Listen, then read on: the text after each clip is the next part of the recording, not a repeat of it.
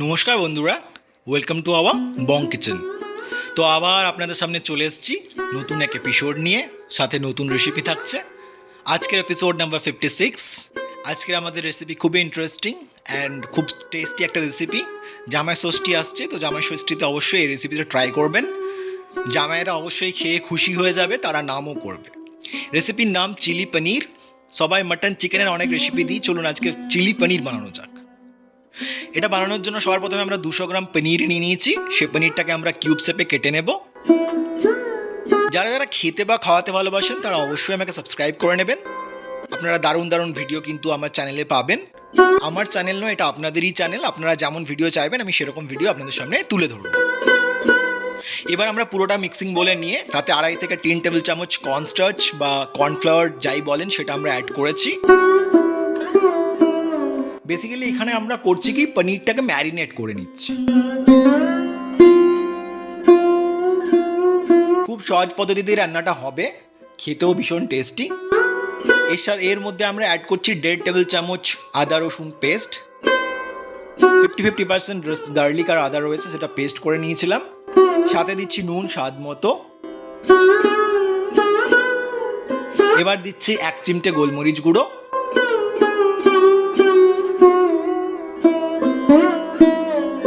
এবার দিচ্ছি 1 চা চামচ কাশ্মীরি লঙ্কা গুঁড়ো।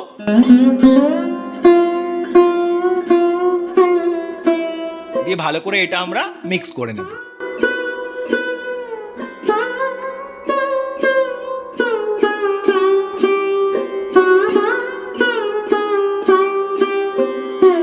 এবার আমরা 1 থেকে 2 টেবিল চামচ ময়দা নিয়ে নিয়েছি একটা মিক্সিং বলে।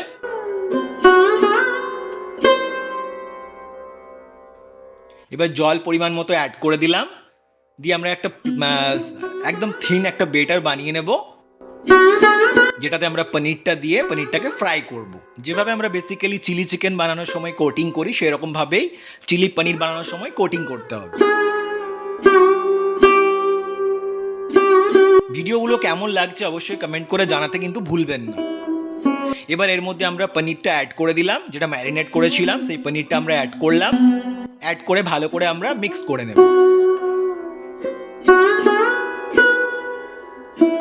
আচ্ছা, আপনারা যদি স্পেসিফিক কোনো রেসিপি চান সেটা কমেন্ট বক্সে অবশ্যই জানান, আমি সেই রেসিপিটা আপনাদের সামনে তুলে ধরবো।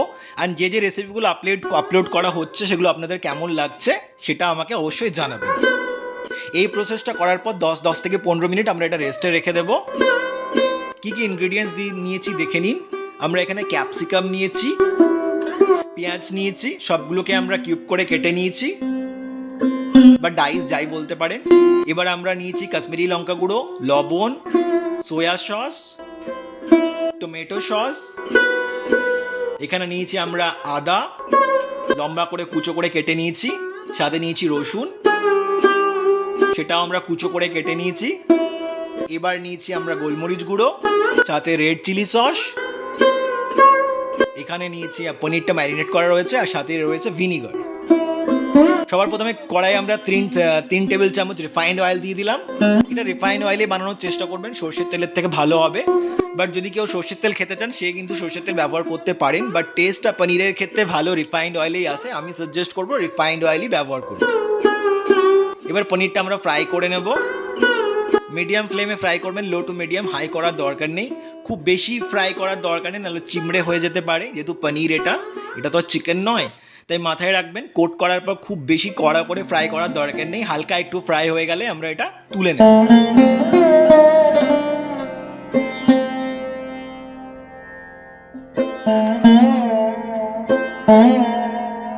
পনিরের অনেক রেসিপি আমার চ্যানেলে রয়েছে, আপনাদের যেটা পছন্দ আপনারা সেইটা বানিয়ে দেখতে পারেন।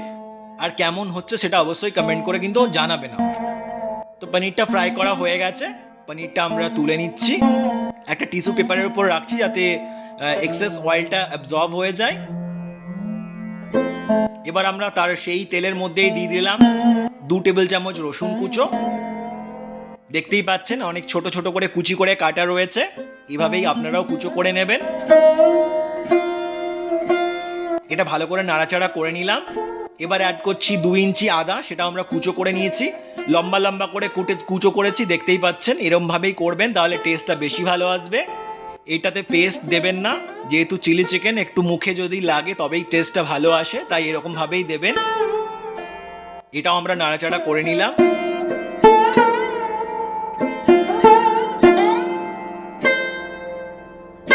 এবার আমরা অ্যাড করছি 4 থেকে 5টা মাঝারি সাইজের কিউব করে কাটা থাকে পেঁয়াজ। কিউব করে বা ডাইস করে আমরা কেটে পেঁয়াজটা অ্যাড করছি। আপনারা পেঁয়াজটা কম বেশি করতে পারেন, আমি একটু বেশি গ্রেভিটা পছন্দ করি, তাই 4 থেকে 5টা মিডিয়াম সাইজের পেঁয়াজ নিয়েছি। আপনারা 2-3টে দিলেও চলবে, বাট অ্যাটলিস্ট 3টে দেবেনই, না হলে খেতে ভালো লাগবে না। চিলি চিকেনের মেন গ্রেভিটাই আসল টেস্টি, যেটা পেঁয়াজ ক্যাপসিকাম এসব দিয়েই হয়, তো অবশ্যই পেঁয়াজটা একটু বেশিই দেবেন, টেস্টটা বেশি ভালো আসবে। এবার ভালো করে আমরা নাড়াচাড়া করে নেব। এবার দিলাম 3 থেকে 4টে কাঁচা লঙ্কা, মাছ থেকে আমি চিড়ে দিয়েছি লঙ্কাগুলো, সেটা দিয়ে দিলাম। সেটা আবার নাড়াচাড়া করব। এটা 3 থেকে 4 মিনিট আমাদের মিডিয়াম ফ্লেমে রান্না করে নিতে হবে। যখন পেঁয়াজটা একটু নরম হয়ে যাবে বাট ফ্রাই করা হয়ে যাবে, তখন আমরা অ্যাড করব পরবর্তী ইনগ্রেডিয়েন্টস। এবার এখানে আমরা স্বাদ মতো একটু লবণ দিয়ে দিচ্ছি।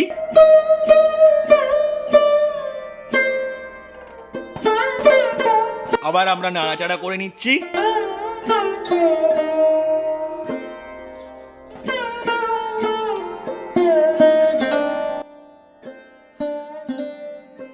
এবার আমরা অ্যাড করে নিচ্ছি 2টো মাঝারি সাইজের ক্যাপসিকাম, যেটা আমরা সেম কিউব বা স্লাইস করে কেটে নিয়েছি, সেটাও অ্যাড করে দিলাম। এবার আমরা নাড়াচাড়া করে নেব। দেখুন পেঁয়াজটা অলমোস্ট আমাদের ফ্রাই করা হয়েই গেছিলো 70%-এর ওপর, তারপর কিন্তু আমরা ক্যাপসিকামটা অ্যাড করছি, তাই প্রথমেই ক্যাপসিকাম কিন্তু দেবেন। এবার আবার আমরা নাড়াচাড়া করে নিলাম।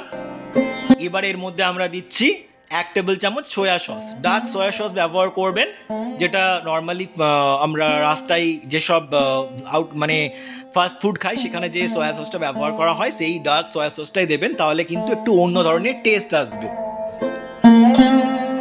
এবার আমরা দিচ্ছি 1 টেবিল চামচ রেড চিলি সস। এটা অপশনাল, আপনারা নাও দিতে পারেন, বাট আমি দিচ্ছি বিকজ এটাতে একটা আলাদা মানে আলাদা টাইপের টেস্ট চলে আসে। অনেকে রেড চিলি সস খাওয়া প্রেফার করেন না, সেক্ষেত্রে আপনারা গ্রিন চিলি সস দিতে পারেন, বাট আমি personally red chilli sauce prefer করি, তাই দিলাম।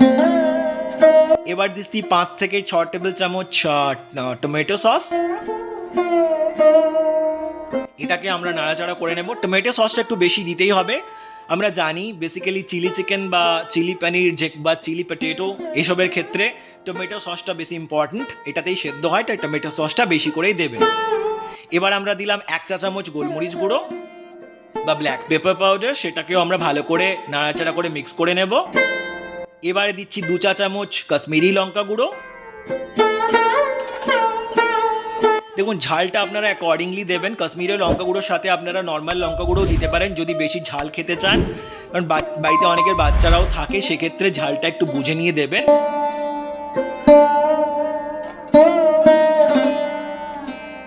এবার আমরা দিচ্ছি জলটা, যে বোলটাতে আমরা পনিরটা রেখেছিলাম সেটার মধ্যে এই জলটা দিয়ে একটু দিয়ে দিলাম। জলটা ডেফিনেটলি ডিপেন্ড করছে আপনি কতটা থিক বা থিন খেতে চান তার উপরে। এবার অ্যাড করছি আমরা আমাদের ফ্রাই করে রাখা পনিরগুলো, যেগুলো আমরা কোট করার পর ফ্রাই করেছিলাম। এবার আমরা নাড়াচাড়া করব। অলমোস্ট আমাদের চিলি পনির হয়ে এসেছে। খুব সহজ পদ্ধতিতে রান্নাটা করা যায়, ভীষণ টেস্টি খেতে হয়।